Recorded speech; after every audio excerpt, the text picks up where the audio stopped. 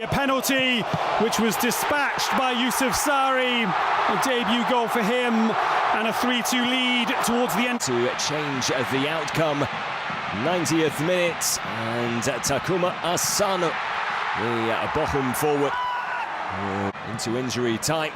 Japan with their fourth goal. Tanaka, a substitute, getting on the end of...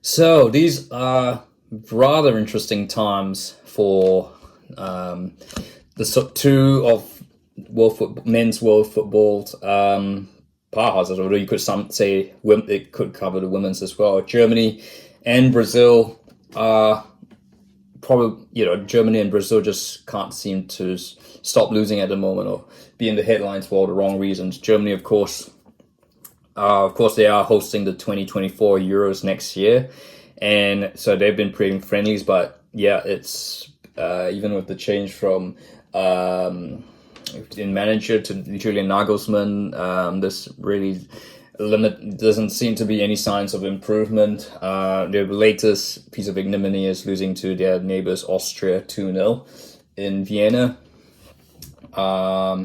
and yeah, of course, Brazil mid-table in CONMEBOL qualifying, and they lost at home in the World Cup qualifier for the first time ever. And of course, it's to the team to the nation that they least want to lose, to Argentina. Well, yeah, look, there's been lots of videos about this, but yeah, look, and I think. And to be fair, it has sort of been coming. It has been a while coming for both Germany and Brazil, particularly Germany, since they last won the World Cup in 2014, which is nearly 9 years ago. I guess there's been much talk, ever since the likes of Schweinsteiger, Lahm all retired. The German national team hasn't been the same. Don't get me wrong, like Germany has still got amazing talented players, and I think that therein lies the problem. Perhaps they have too many talented. The thing is, they have so many talented midfielders, but they don't have it seems like other key positions like defender and striker have been forgotten, and there's we talk about the problems like Germany don't have that proper forward, ever since Miroslav Klose retired, Timo Werner, Kai Havertz just aren't quite the same class, when they rely on someone like Füllkrug or, not exactly great.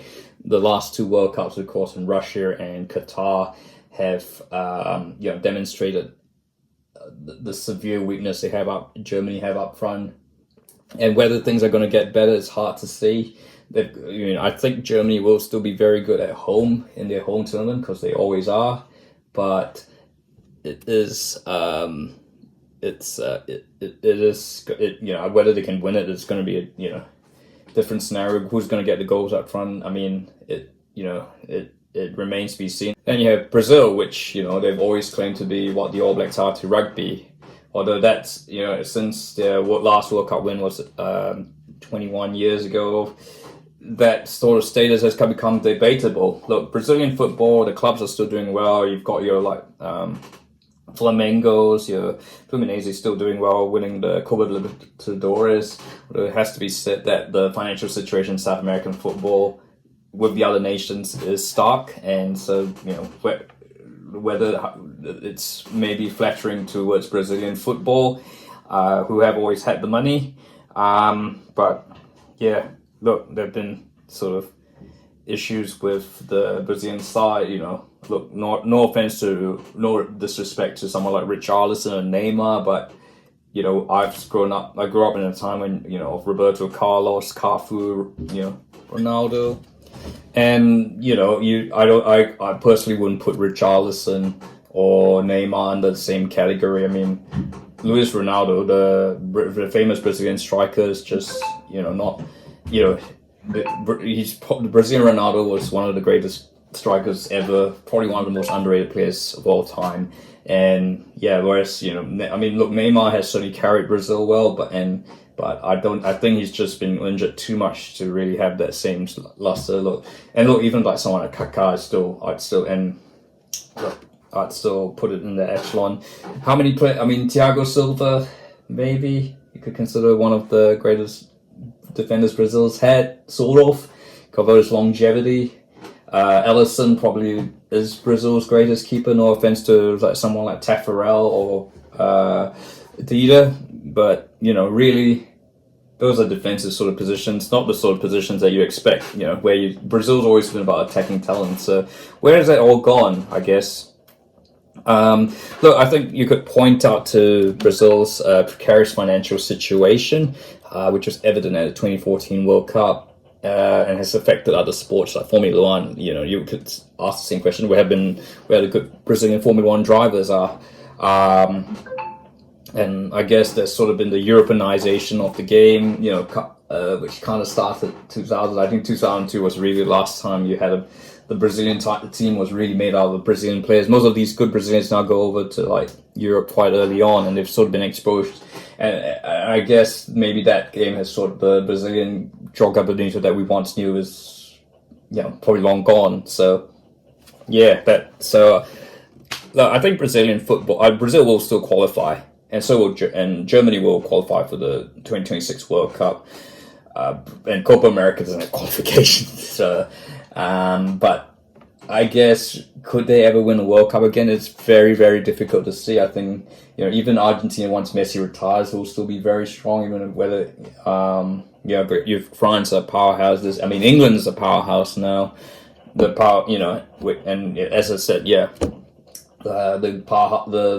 real engine of the game is in Europe now. So yeah, I mean, and Germany and Brazil, I think, you know, you could put Spain, Italy in the same category. They've sort of kind of been left behind. I think, you know, it just can't. France have always had a good academy, and England's always had money, so I think they're going to have the edge for years to come.